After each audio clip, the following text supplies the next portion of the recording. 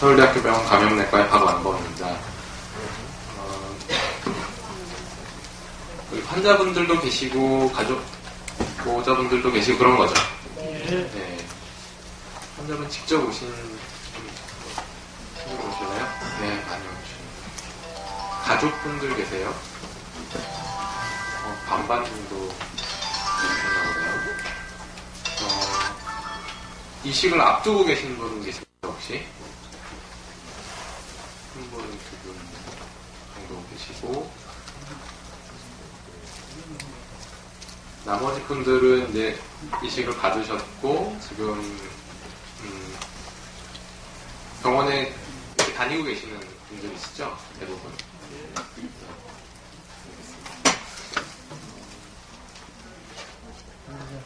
제가 말씀드릴 부분은 이제 예방접종하고,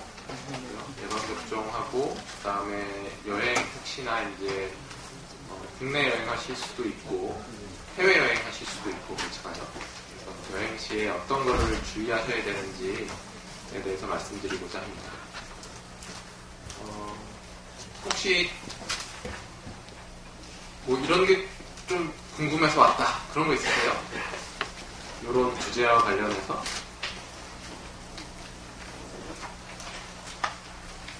네, 없으시면은 또 제가 말씀드리고 뒤에 또 질문을 또 받겠습니다. 그래서 하다가 궁금하신 게 있으시면은 뭐 뭐든지 질문을 해주시면은 제가 아는 범위 내에서 성실하게 답변 드리겠습니다.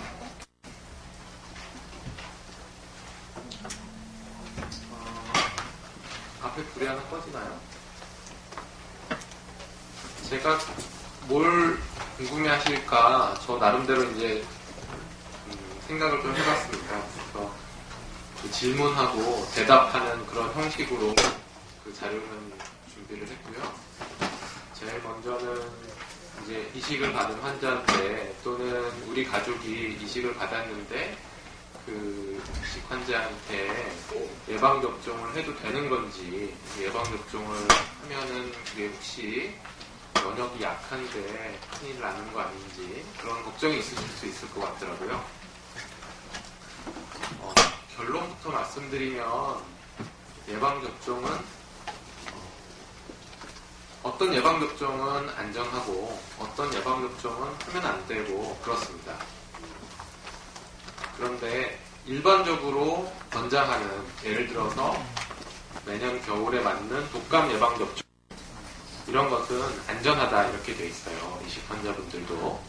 그래서 아무런 걱정 없이 맞으셔도 됩니다. 그러니까 매년 겨울에 맞는 독감 예방접종은 걱정 없이 맞으셔도 된다. 일반적으로 안전하다 그렇게 말씀드릴 수 있고요. 단지 그 담당 의사하고 꼭 상의를 하셔야 됩니다. 다니시는 지금 선생님한테 말씀을 드리든지 이런 예방접종을 해도 될까요? 또는 해주세요 하고 말씀을 드리든지, 아니면은 뭐 보건소로 갔을 때 내가 이식받은 환자다라는 것을 명확하게 말씀을 하셔야 됩니다. 그 이유는 이식 환자한테서는 이식 환자는 맞으면 안 되는 예방접종도 있기 때문에 그런 거예요. 이식 환자가 맞으면 안 되는 예방접종은 살아있는 바이러스를 주사하는 예방접종, 그런 거는 맞으시면 안 됩니다. 살아있는 그 바이러스를 주사하는 예방접종도 있냐? 있습니다. 근데 대부분은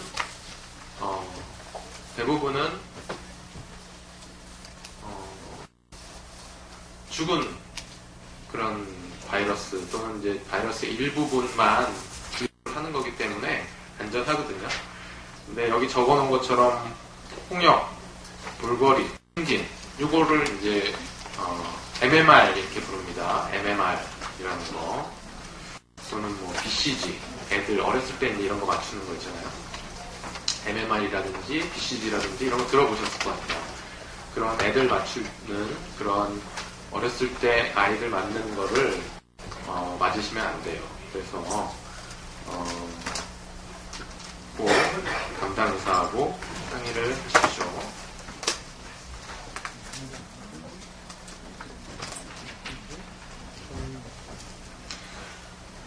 두 번째입니다. 두 번째는 예방접종이 안전하다, 대부분 안전하다고 말씀드렸습니다. 근데 대부분 안전한데, 그러면 예방접종을 언제 해야 되나요? 이런, 궁금하실 수 있을 것 같아요. 원칙은 사실은 이식을 준비하시는 분도 계시니까, 이식을 하시기 전에 하시는 게 좋습니다. 이식을, 하실 준비를 하고 계시는 분 아까 계셨는데, 그분께서는 이식하기 전에 꼭 필요한 예방접종을 맞도록 하십시오. 근데 이식을 받았다이니 그러면 6개월이 지난 다음에 맞으실 것을 권장합니다. 왜냐하면 이식 초반에는 이 항체가 잘 형성이 안 돼요. 그래서 이식을 받고 6개월이 지난 후에 맞으실 것을 권장드립니다. 본인은 또는 우리 가족은 이미 6개월은 지난 것 같다. 힘들어 보실래요? 나는 6개월 지났다, 이식받은 지. 또 우리 가족은 이미 지났다. 네, 지금 손 올리신 분들은 예방접종을 맞으셔도 됩니다. 이식을 하게 되면은 면역 억제제를 쓰잖아요. 그런 면역 억제제들이 이런 예방접종의 효과를 좀 떨어뜨릴 수 있는 거죠. 그렇기 때문에 한 6개월쯤 지난 다음에 접종하실 것을 권장합니다.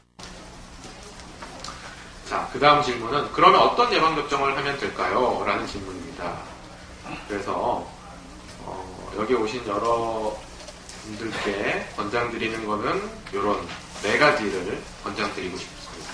첫 번째는 독감 예방접종. 매년 독감 예방접종은 매년 하시는 거죠. 주로 가을철에 하시는 독감 예방접종은 매년 하실 것을 꼭 권장드립니다. 독감 예방접종, 독감이 이제 다른 말로 인플루엔자거든요. 인플루엔자 예방접종은 같은 말입니다. 독감 예방접종 또는 인플루엔자 예방접종. 이거는 매년 가을에서 겨울 들어갈 때 하시면 되고요. 작년에 맞으셨어도 올해 이제 또 하시는 거죠. 신종플루, 이것도 그냥 독감의 일종입니다. 신종플루도 역시 그냥 독감 예방접종을 하시면 신종플루 예방접종이 되는 거죠. 그래서 신종플루 걱정하지 마시고 그냥 독감 예방접종 맞으시면 됩니다. 두 번째는 폐렴 예방접종이라는 게 있습니다. 폐렴 예방접종은 좀 더 어려운 말로 이제 폐구균 예방접종 이렇게 얘기하는데요.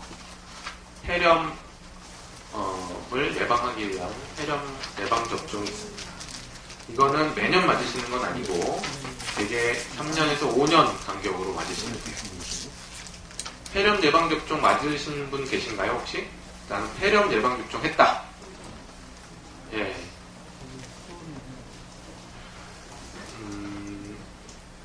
이런 맞으신 분들은 맞으신 회를 언제 몇 년도에 맞았는지를 좀 기억하고 계셨다가 3년에서 5년이 지나면 제가 3년이나 5년이 지났습니다 하고 담당 선생님하고 상담을 하시는 게 좋을 것 같아요. 왜냐하면 물론 의사 기록 제거 기록을 잘 해놓지만 이제 너무 시간이 오래되다 보니까 빠뜨리는 경우도 종종 있습니다. 그래서 3년이나 5년이 지나면 폐렴 예방접종을 다시 하시는 게 필요하고요. 독감은 감기랑은 다른 거죠. 독감, 말 그대로 좀 독한 감기 같은 그런 느낌이 들잖아요.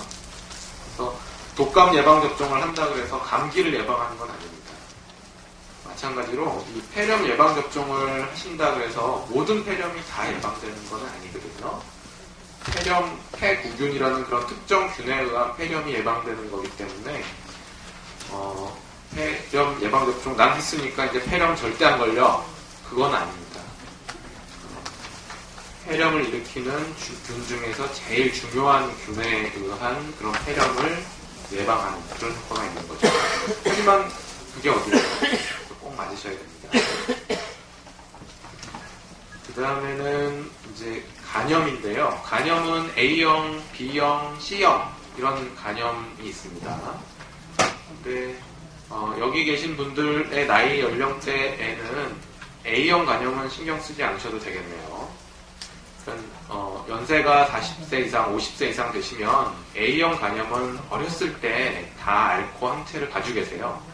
A형 간염은 신경을 안 쓰셔도 되고, B형 간염은 근데 걸리실 수 있죠. 그래서 B형 간염은 항체가 없으면 주사를 맞으셔야 됩니다. 그 다음에는 파상풍 아시죠? 파상풍 예방접종이라는 게 있습니다. 특히 이렇게 바깥에서 일을 많이 하시는 분, 또는 등산을 좋아하신다든지 다치거나 뭐 찔리거나 못에 긁히거나 그런 위험성이 있는 일을 하시는 그런 선생님들께서는 파상풍 예방접종을 맞으셔야 돼요. 요거는 10년에 한 번 맞으시면 됩니다. 파상풍 예방접종 하신 분? 네, 한 분 계시네요. 그래서 아까 말씀드린 대로 좀 내가 야외에서 활동이 좀 많다든지 뭐 어떤 특정한 이유에서 내가 뭐 못질을 하거나 뭐 기구를 많이 쓴다든지 해서 손이나 발이나 다칠 가능성이 내가 좀 있다. 그러면은 파상풍 예방접종도 하실 것을 권장드립니다. 다음은 여기 반 정도 이제 가족분들 오셨으니까 가족분들에 대해서 말씀드릴게요. 가족분들도 예방접종이 필요합니다. 그러니까 가족도 맞아야 되는 거죠. 예를 들어서 독감 예방접종을 매년 가족분들도 하셔야 돼요. 왜냐하면 집안에 독감이 돌면은 이식 환자분들한테 옮기기가 쉽습니다. 그렇기 때문에 우리 아저씨, 아주머니, 내 남편, 내 아내를 위해서 본인도 독감 예방접종을 하실 것을 권장드립니다. 매년요. 그리고 간염도 마찬가지인데요. B형 간염도 없으면은 예방접종을 하실 것을 권장드립니다. 자, 그 다음에는 이제 여행인데요. 여행이 우리나라에서 또는 뭐 동네 뭐 잠깐 나가는 거는 사실 큰 환경의 변화가 없기 때문에 크게 뭐 주의하실 거는 없지 않을까 싶어요. 근데 좀 멀리 가신다, 다른 동네 가신다든지 해외여행을 간다든지 그럴 수 있잖아요. 그러셔야 되죠. 그리고 그런 여행을 다니실 때는 해외여행을 하신다 그러면 2달 전에 담당 의사하고 상담을 하셔야 됩니다. 어디 중국에 뭐 친구들하고 어딜 가기로 했다든지 아니면은 뭐 일본에 어딜 가기로 했다. 담당 의사하고 상담을 하셔야 돼요. 왜냐하면 여행 전에 필요한 그런 예방접종이 있을 수가 있습니다. 필요한 예방접종을 하셔야 될 수 있고요. 특히 이제 동남아, 태국이라든지 이쪽 아래쪽 동남아 쪽에 가실 때는 말라리아 예방약이 필요하실 수도 있거든요. 말라리아 때문에 그런 말라리아 예방약을 드셔야 될 수도 있어요. 또 여행 중에 감염병에 걸리시지 않게 일반적인 그런 주의사항을 잘 지키셔야 됩니다. 그래서 여기서 핵심은 만약에 멀리 여행을 하신다 그럴 경우에는 미리 계획을 짜셔서 담당 의사님하고 상의를 하시기 바랍니다. 어떤 예방접종을 해야 되는가? 국내 여행일 때는 뭐 특별한 예방접종이 달라질 건 없습니다. 국내 여행은 뭐 제주도 간다, 특별히 뭐 예방접종 하실 필요는 없죠. 근데 태국에 간다, 얘기가 달라집니다. 이거는 해외여행을 간다 그러면 그 여행지에 따라서 어디로 가시는지에 따라서 뭐 괌을 가는지 뭐 태국을 가는지 중국을 가는지 어디를 가시냐에 따라서 필요한 예방접종이 달라져요. 그래서 적어놓은 홈페이지 이제 인터넷에 들어가시면은 예방접종을 어떤 것을 해야 되는지 우리말로 적혀 있는데요. 혹시 그런 분들 혹시 뭐 친척이라든지 누구 어디 뭐 자식들 보러 멀리 뭐 아프리카라든지 남아메리카 이런 데를 가실 수도 있을 것 같아요. 이제 그렇게 멀리 가실 때는 경우에 따라서 이런 지역, 아프리카라든지 남아메리카라든지 이런 지역에서는 황열 백신이라는 것을 요구합니다. 황열 백신이라는 것을 안 맞으면은 그 나라에 못 들어오게 해요. 근데 이 황열 백신은 살아있는 바이러스입니다. 그렇기 때문에 살아있는 바이러스는 이식 환자분들이 맞으시면 안 된다고 그랬죠? 그래서 이 황열 백신은 맞으시면 안 됩니다. 그러면은 내 아들 보러 가는데 뭐 여기 못 가냐? 의사가 그런 의사 소견서를 받아가셔야 돼요. 이분은 이식을 했기 때문에 황열 백신은 맞으면 안 돼서 못 맞췄습니다. 그런 의사의 소견서를 가지고 가시면 됩니다. 그런데 예방접종을 안 하셨으니까 아마도 위험성이 있겠죠. 황열 백신을 못 맞으셨으니까 가능하면은 안 가시는 게 좋습니다. 옛날에 우리나라도 이제 장티푸스, 콜레라 이런 거 많았잖아요. 요즘은 이제 별로 없죠. 장티푸스, 콜레라 우리나라에서 걸리기 힘듭니다. 근데 좀 아직도 상하수도 시설이 안 좋은 그런 동남아 쪽에 가면은 많거든요. 장티푸스, 콜레라 이런 것이 걸릴 수 있어서 예방접종이 있는데요. 이런 장티푸스, 콜레라 예방접종은 살아있는 바이러스 예방접종도 있고 죽은 바이러스 예방접종도 있고 그래요. 그래서 아무거나 맞으시면 안 되고 난 이식을 했기 때문에 죽은 바이러스 이걸 이제 죽을 사자를 써서 사백신, 사백신. 반대는 이제 생백신이겠죠. 살아있는 백신이니까. 생백신은 안 되고 사백신을 맞아야 된다. 그 정도는 알고 계셔야 될 것 같습니다. 말라리아 예방은 어떻게 해야 하는가? 말라리아는 우리나라도 말라리아가 있습니다. 근데 우리나라는 되게 이제 저쪽 휴전선 근처 철원이나 연천 뭐 이런 쪽에 주로 있죠. 근데 말라리아가 많은 그런 나라도 있거든요. 그런 나라를 갈 때는 예방접종이 아니라 약을 드시면서 말라리아 약을 드시면서 여행을 하셔야 되는 그런 경우도 있어요. 근데 그건 지역에 따라서 어떤 말라리아가 유행하는지가 다르기 때문에 그건 이제 지역에 따라서 의사 선생님하고 상의를 하시면 되고요. 말라리아 예방약이 100% 예방하지 않습니다. 말라리아를. 그렇기 때문에 모기에 물리시는 거는 주의를 하셔야 됩니다. 이식 환자가 여행할 때 특별히 무엇을 주의해야 하나요? 이거는 잘 좀 기억을 하셔야 될 것 같아요. 이거는 해외여행뿐 아니라 우리나라 여행도 마찬가지입니다. 뭐 어딘가 여행을 가려고 하는데 뭘 주의해야 되는가? 위생 상태가 안 좋은 곳은 가시지 않는 게 좋겠습니다. 그러니까 좀 후진국이죠. 그러니까 후진국 쪽은 좀 가시지 않는 게 좋고 시골도 상하수도 시설이 좀 안 좋은 그런 쪽에서 가실 때는 좀 주의를 하셔야 되는 거죠.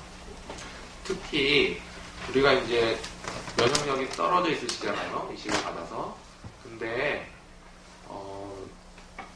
균이 들어오는 통로가 정해져 있습니다. 균이 들어오는 거는 대개는 이제 지금 많이들 마스크를 쓰고 계신데 공기나 이렇게 침으로 해서 이렇게 들어올 수가 있죠. 다른 사람이 침이 튄다든지 공기로 해서 들어오는 거 그런 위험성도 있는데 또 하나는 음식으로 들어오는 거죠. 물이나 뭐 음식 잘못 먹어서 배탈 나는 게 다 그런 거죠.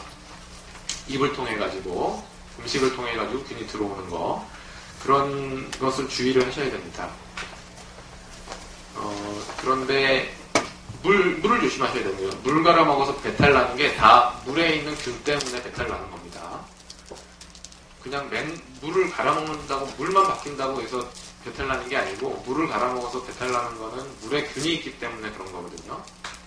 근데 이제 좀 그런 상하수도 시설이 안 좋은 그런 데에서 그러니까 수돗물이 아닌 그런 물을 이제 먹게 되면은 거기에 있는 균 때문에 감염이 되실 수 있는 거죠. 그래 물은 조심한다고 해서 물을 조심해서 맨날 생수만 싸가지고 그렇게 해서 먹었는데 그래도 배탈이 났다 그러실 수도 있어요. 왜냐하면 얼음을 만들 때 생수로 깨끗한 얼음을 안 쓰는 경우가 많거든요. 특히 이제 좀 동남아 쪽이나 그렇게 깨끗한 위생 관리가 안 되는 식당이나 이런 데서는 얼음도 조심하셔야 됩니다. 그래서 식당에서 나오는 얼음을 드시지 마시고 그리고 채소, 계란 이런 것 이렇게 덜 익힌 거, 날계란 또는 날채소 이런 것들 조심하셔야 됩니다. 이제 계란도 잘 익힌 계란을 드시고 날로 드시는 것 또는 이렇게 좀 반숙이라 그러죠. 이렇게 좀 덜 익혀서 먹는 거는 조심하셔야 되고요. 생과일 주스도 마찬가지입니다. 과일도 이렇게 청결하게 잘 씻어서 이렇게 위생적으로 만드는 데도 있지만 그렇지 않은 데도 있잖아요. 그러니까 그런 생과일 주스, 얼음 이렇게 갈아가지고 나오는 그런 것도 주의하시고요. 특히 이제 길에서 파시는 음식은 우리나라도 그렇지만 조금 비위생적일 수도 있기 때문에 그런 길에서 파는 음식은 조금 조심하셔야겠습니다. 사실 뭐 건강한 다른 사람들 배탈 나고 말면 되는데 이제 면역이 떨어져 있으셔서 혹시 크게 앓으실까봐 그런 게 걱정이 되죠. 저희 입장에서는. 이제 기타 다른 거를 주의하실 거는요. 손을 잘 씻는 게 굉장히 중요합니다. 손을 잘 씻는 거.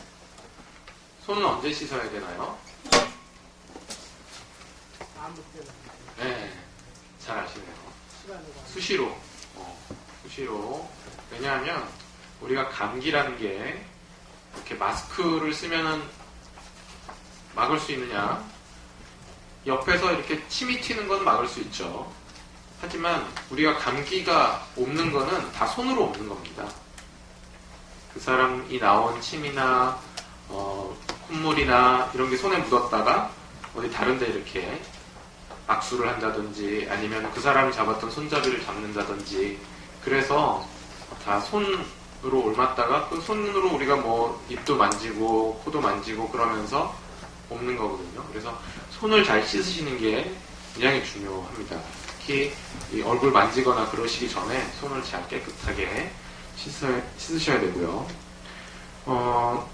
사람 많이 있는 곳은 가능하면 가지 않으시는 게 좋죠. 왜냐하면 거기에 이제 감기 걸린 사람도 있고 독감 걸린 사람도 있고 그 중에 또 결핵이 걸린 사람도 있을 테기 때문에 사람이 많이 모이는 곳에는 가지 않으시는 게 좋고 부득이 뭐 어떤 이유에서 돌잔치를 하는데 안 갈 수는 없고 가셨다 그럴 때는 마스크를 쓰고 지금처럼 마스크를 쓰고 가실 것을 권장드립니다. 또 하나는 면역 억제제를 강하게 쓰시는 경우에 곰팡이에 의한 감염도 생길 수가 있어요. 곰팡이는 우리 먼지에 많이 들어있습니다. 그래서 먼지가 많이 날리는 상황 있잖아요. 공사장이라든지 어디 뭐 인테리어 공사를 한다든지 집이 건물을 다시 뭐 수리를 한다든지 이런 곳은 가능하면 피하시는 게 좋겠습니다. 그런 집에 그런 일이 있으시면 좀 다른 데 피했다가 다른 곳에 계시는 게 좋을 것 같아요. 그 다음에 집에 있는 식물, 화분 이런 것도 흙에 있는 그런 곰팡이나 균들이 감염이 될 수 있기 때문에 집에 이런 화분이나 식물은 좀 치우시고 특히 이제 퇴비라든지 비료가 있는 그런 곳은 피하실 것을 권장드립니다. 그리고 음식은 아까도 강조했지만 반드시 끓여서 익힌 그런 음식만 드시고요. 그런 것들이 일반적으로 여행하실 때 또는 집에서 주의하셔야 되는 그런 상황이 되겠습니다. 제가 말씀드린 내용은 여기까지인데요. 혹시 관련해서 궁금하신 사항이 있으면 뭐든지 질문해 주십시오. 감기나 목감기 같이 들었을 때요. 네. 그 때문에 종합병원에 못 오잖아요. 네. 약국에서 감기약 사먹어도 관계는 없습니다. 일반적인 감기약 그 정도는 드셔도 무리가 없습니다. 대개 그 약 드시는 게 대개는 한 3일이나 5일 정도 드시는 거기 때문에 일반적인 감기약은 드셔도 무방할 것 같습니다. 네. 궁금한 게 지금 여기 여러 분 계시는데 심하신 분이 계시는데 네. 어디 이제 감정적으로 감정에 혈액이나 떠나니까 네. 그러다가 제가 손으로 직접 악수를 안 하더라도 네. 공기 중에 떠다니는 걸 자기 코로 끓이거든요. 네. 그래서 감염되는 경우도 있지 않나. 네. 그렇게 되면 어떤 바이러스가 살아있는 시간 같은 게 좀 알고 싶거든요. 네. 일반적으로는 바이러스가 인체 바깥으로 이렇게 배출되어 나오면은, 오래 가지 못합니다. 오래 간다는 게 1시간 이상 이렇게 지속되지 못합니다. 대개는, 온도라든지 여러 가지 조건이 맞지 않기 때문에 바이러스가 오래 살 수가 없고요. 그래서 이렇게 기침을 한다든지 해서 옮길 수 있는 그런 상황은 1m 안에서 이렇게 바로 직접적으로 대화를 한다든지 그런 상황에서 걸린다 이렇게 생각을 하면 됩니다. 그러니까 바로 직접적으로 1m 간격 안에서 그렇게 기침을 한다든지 그럴 경우에 이제 옮길 수 있고 그렇기 때문에 이제 가능하면은 사람 많은 곳을 피하시고 꼭 가셔야 되면 마스크를 쓰시고 그래야 되는 거죠. 네.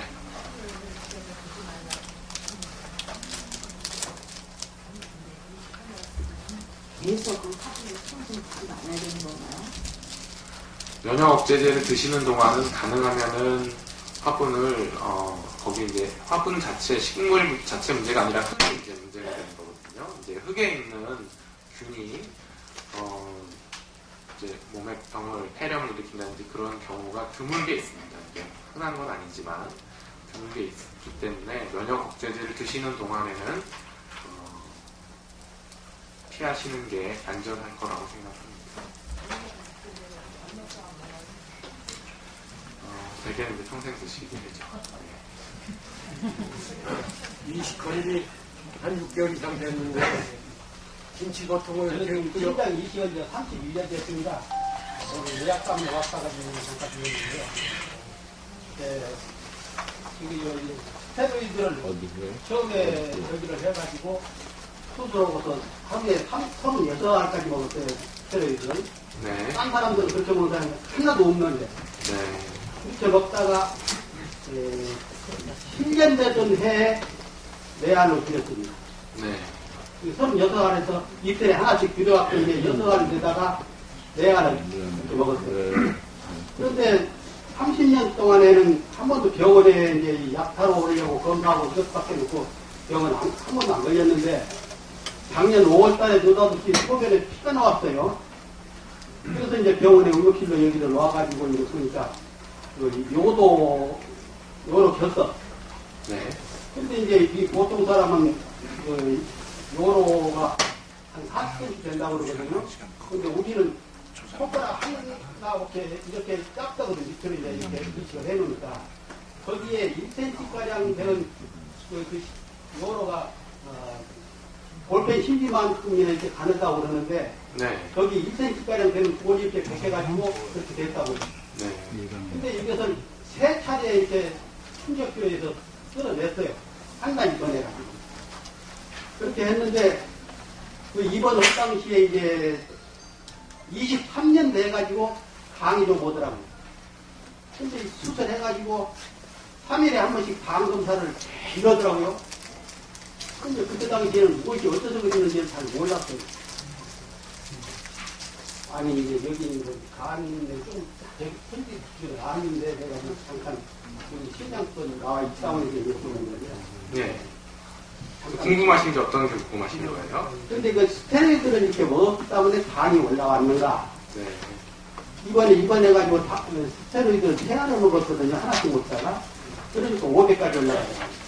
지금은 하나로 줄였는데, 그래서 이 스테로이드를 이렇게 많이 먹었기 때문에 간이 지금 올라가 있는가? 이것이 걱정이 돼요. 스테로이드나 이식 면역 억제제 중에서 일부분 이제 당뇨와 관련돼 있을 수 있는데요. 그거는 사실 제 전문 분야가 아니어서 제가 지금 말씀드리긴 좀 어려울 것 같고 뒤에 다른 질문 그분 까지만 받고 시간이 돼서요. 네, 질문하시죠. 네. 6개월 되는데 이 날김치로 두고 먹어도 돼요? 날김치요? 네. 여지껏 끓여 먹었는데요. 지져 먹고 겉절이 같은 거요? 김치 그냥 익은 거. 익은 김치요? 네. 과일이나 김치 같은 거 익은 거. 과일이나 김치요? 김치 잘 모르겠는데요, 사실 제가. 김치 어떻게 하라고 교육하나요? 그러니까 6개월 이후에는 튀겨서 먹는 네. 다음 시간에 일단,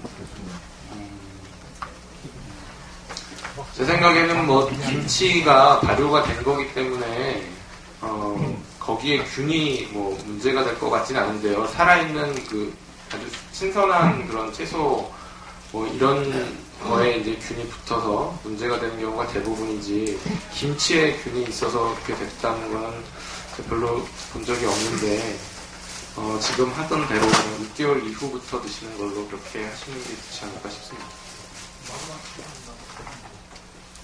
정로에 대해서 얘기할 때 네. 손이나 이런 걸 신체 접촉이나 침 같은 걸 통해서 신체, 인간의 사람의 신체를 통해서 이렇게 그 감염이 될 경우에 그건 아까 공기에서보다 더 오래 간다는 얘기입니까? 그 바이러스 때문이나 손과 손을 통해서 전달이 되거나 할 때는 항상 그런 게 한다는 얘기죠. 아니요. 그것도 꼭 그렇지는 않고 그것도 이제 환경에 나오면 이제 말라버리면 문제가 안 돼요. 바이러스.